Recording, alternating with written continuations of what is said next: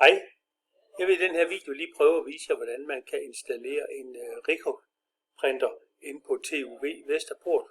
Og de her Ricoh printer C300, den har vi på henholdsvis i stuen, på første sal og på 6. sal. Så hvis du skal på anden sal, så er det en Minolta printer, så er det en anden vejledning, du skal have fat i. Lige så er den her vejledning lavet til Windows computer, det vil sige, at den gælder ikke på Mac. Der kommer også en Mac, hvis du lige væbner dig med tålmodighed. Det første, der skal ske, det er, at vi skal hente driverprinteren inde på printerdriveren inde på den her hjemmeside.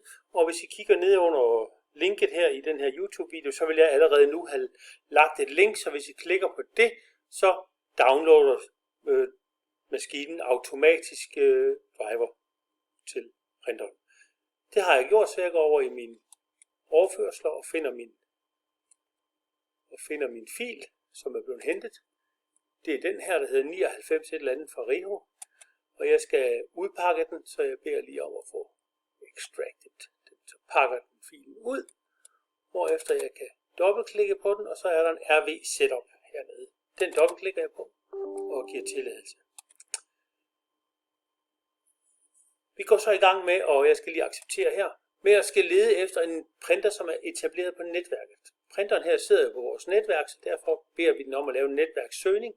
Så begynder den at søge efter de printer. Og der kommer nok mere end en. I den her video kommer der kun en, for jeg har stadigvæk kun installeret en printer. Men der vil komme 3 printer her, som alle sammen har nogenlunde det samme nummer. Den første, den vil starte med 5. Den vil befinde sig i stueetagen. Nummer 10 vil befinde sig på første sal, og nummer 60 vil befinde sig på 6. sal. Og hvis man er på anden sal, så hedder den 20, men det er igen en anden maskine. Så jeg er nu her på første sal og skal bruge den printer her, der hedder nummer 10, så jeg siger næste. Den installerer printerdriveren. Det gør den ret hurtigt.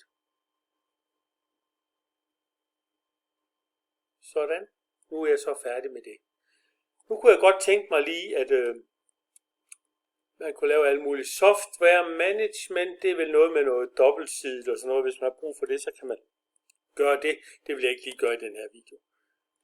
Jeg har nu lavet går over i mine Windows indstillinger under Bluetooth og enheder og siger printer og scanner. Her kan jeg så se, at jeg har en Ricoh printer, som hedder C300. Den kunne jeg godt lige tænke mig at ændre. Så jeg kalder den ned i printer egenskaber, og så ændrer jeg den til TUV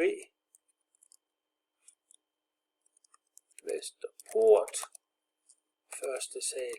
Det er nemmere for mig at huske, og siger OK. Den har nu. Skulle gerne ændre den til. Var det ikke det?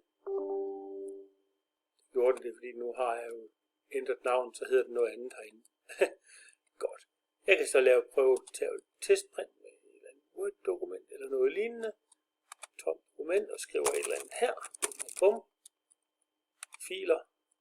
Udskriv, så skulle den gerne have en printer, der hedder Vesterport første sal. Den tager jeg. Og siger udskriv. Det var det. Så skulle du være i gang og klar til at printe. Hej.